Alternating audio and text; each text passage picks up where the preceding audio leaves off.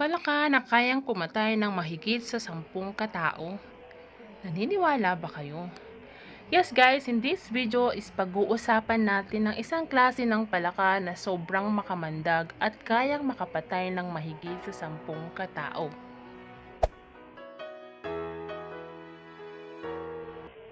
Sa video ito ay ibibigay natin ang 10 best feng shui tips para sa tagumpay at kayamanan. Ang mga simpleng kasanayan ng feng shui na ito ang magpoposisyon sa iyo para sa kadakilaan at linisin ang daan para sa mga accomplishment, achievements at positibong pag-unlad sa iyong negosyo, karera at buhay. Tips number 1, siguraduhin ang iyong address number ng bahay mo ay visible at attractive.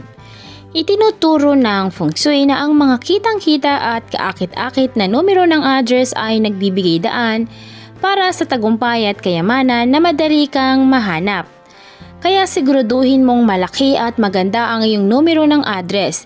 Tiyaking hindi sila nakaposisyon ng patayo or paikting na pababa mula sa kaliwa hanggang kanan dahil ibababa nito ang atensyon at enerhiya. Ang mga horizontal o pataas na slanting na numero ay mas masaya at nakatataas. Tips number 2. Umupo sa posisyon ng kapangyarihan. Kapag ang iyong likod ay nakaharap sa pintuan, nangangailangan ng extra seconds or dalawa at ito ay isang literal na sakit sa leeg upang makita kung sino ang pumapasok. Kung ang pintuan ay makikita mula sa iyong desk o talagang kahit saan sa iyong bahay or negosyo kung saan regular kang gumugugol ng oras, natural na pakiramdaman mo ang may mas ligtas at higit pa sa kontrol ng iyong kapaligiran. Minutes by minutes, oras by oras or araw by araw, linggo to linggo at nagdaragdag ito ng isang pangunahing pagpapalakas ng tiwala na may malawak na positibong epekto sa iyong pangkalahatang tagumpay.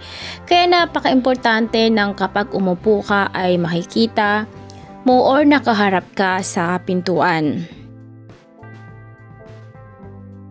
Tips number 3. Gawin ang iyong front door ng maliwanag at welcoming. Lalo na para sa mga negosyo kapag ang harapan ng pintuan ay nakatago o ang paghahanap nito ay medyo nakalilito, nagdudulot ito ng isang pangunahing hamon sa feng shui. Parehong ito ay totoo para sa iyong tahanan.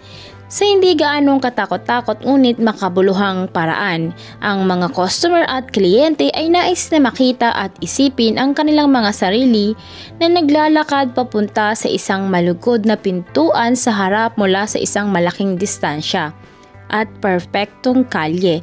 Ito ay nagpapabawas ng pagkalito at nagpapahusay ng possibility na kapakipakinabang sa mga tao, customer at tagumpay sa pangkalahatan ay papasok sa iyong negosyo, bahay at buhay. Ito ang isang kadahilanan. Ang pagpipintura ng isang pintuan ng isang maliwanag na kulay ay isang magandang ideya din. Ginagawa nitong mas obvious ang iyong pintuan at ang isang malaki at buhay na kulay na doormat ay maaari ring makatulong sa mga ito. Kung ang iyong harapan ng pintuan ay hindi madaling nakikita, ang susunod na pinakamagandang bagay na magagawa mo ay maglagay ka ng kapansin-pansin na signage na malinaw na magtuturo sa mga bisita sa iyong pintuan. Alisin o tanggalin ang mga kalat.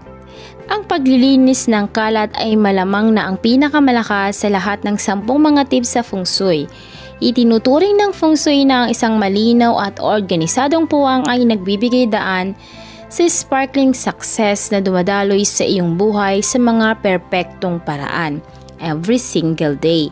At bilang karagdagan, ang pag-clear ng mga bagay na hindi mo ginagamit, kailangan or gusto ay nagpapalaya ng 1 tonelada ng oras dahil mas kaunti ang dapat linisin at mas kaunting oras ang kakailanganin sa paghahanap ng mga bagay. Bukod pa dito ay pinapalinaw nito ang ulo at ginagawang mas epektibo ang iyong pakiramdam. Tips number 5. Panatilihin ang kalinisan. Obviously, ang isang malinis na bahay o negosyo ay tumutulong na maging malinaw ang pag-iisip, inspired at focused. Hindi lamang ito, may ginagawa din itong iba pa. Pinapahusay din nito ang iyong kumpiyansa. At ang pinahusay na kumpiyansa ay hindi dapat i-underestimated pagdating sa paghakbang sa mas malaki at mas mataas na antas ng tagumpay. Tips number 6. Mag-display ng mga imahe na maglalarawan ng constructiveness at connection. Narito ang isang pangunahing katotohanan ng feng shui. Malakas ang imahinasyon. Kung ang isang imahe ay naglalarawan ng constructiveness at connection, pagyayamanin nito ang mga katangian sa iyong buhay at trabaho. Tumingin sa lahat ng mga likhang sining sa iyong bahay o negosyo upang matiyak na pinapalakas nito at tiyak na hindi may iwasang isang pakiramdam ng tagumpay, figurative man o abstract ito. Tanungin ang iyong sarili ng ganito. Kung kailangan kong sabihin sa isang kwento ang tungkol sa larawang ito o eskultura na ano ito? Upang palakasin ang iyong hangarin, pangarap at kagustuhan, siguraduhin mo na ang lahat ng iyong mga kwento tungkol sa likhang sining o sa iyong likhang sining ay mga kwento mo na gusto mong maging totoo tungkol sa iyong buhay. Tips number 7. Smile. Dahil may lumang kasabihan nga na ang isang taong walang nakangiting muka o hindi nakangiti ang muka ay hindi dapat magbukas ng isang tindahan. At ito po ay totoo hanggang sa ngayon. After all, ano ang tagumpay kung hindi ka naman mag-aalok ng isang serbisyo na sa ibang paraan ay magdudulot ng mga pagpapala sa ibang tao? Open up hanggang sa daloy ng tagumpay sa pamamagitan ng regular na pagngiti. Halimbawa sa telepono, ngumiti ka sa pamamagitan ng iyong boses. Sa pagsulat o sa elektronikong komunikasyon, ngumiti ka sa iyong pagsasalita. At sa pagkising mo, ngumiti ka rin sa universe. Nang sa ganon, magaan ang pasok ng yaman at tagumpay sa buhay mo, lalong-lalo na ang mga positibong enerhiya. Okay, tips number 8. Isaalang-alang ang pagdaragdag ng success greeter. Napansin mo ba na ang mga kumakaway na pusa sa maraming mga restaurants sa Asia, iyon ay mga paglalarawan ng mannequin neko. Katulad nito, ang mga tindahan ng India at eateries ay nagdi-display ng mga Ganesh, ang Diyos ng pinuno ng elepante na nag-aalis ng mga hadlang at nililinis ang daan para sa tagumpay, o Lakshmi ang Diyosa ng kayamanan at karangyaan. Pati kahit na ang mga bagay tulad ng mga meditating frog statue, cheerful garden flags, or mga inflatable dancing men na madalas na nakikita natin sa harap ng mga dealership ng mga sasakyan ay mga success greeter din. Dahil masayang tinatanggap nila ang mga tao, positibong enerhiya at kasaganaan. Magsanay ng magandang success feng shui sa pamamagitan ng paghahanap mo ng isang success greeter na gusto mo. And tips number 9. Magsabit ng mga ilang wind chime or magsabit ng wind chime. Ang mga wind chime ay tumutulong sa paglilinis ng enerhiya malapit sa pintuan sa harap habang tumatawag sa positive at bendisyon. As long as hindi ito nakakairita sa iyong mga kapitbahay, maghanap ng mga wind chime na may tunog na iyong kinagigiliwan at ihang ito ng malapit sa harapan ng pintuan upang mag-imbita ng mas maraming pera sa iyong buhay.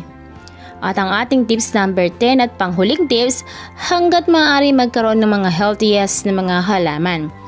Sa wakas, itinuro ng feng shui na ang kalusugan at sigla ng iyong mga houseplant ay sumasalamin sa kalusugan at kasiglahan ng lahat ng bagay sa buhay, kabilang ang iyong pera. Kung ang isa sa iyong mga houseplant ay nahihirapan, gawin ang iyong makakaya upang mabuhay ito.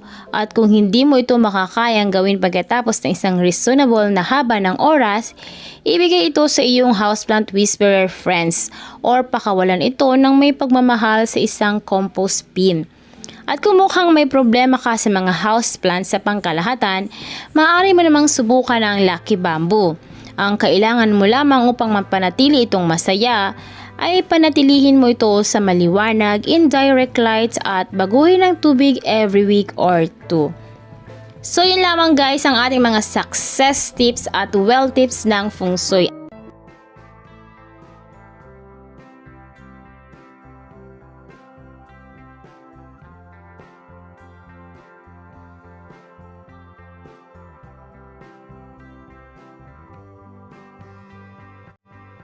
Dati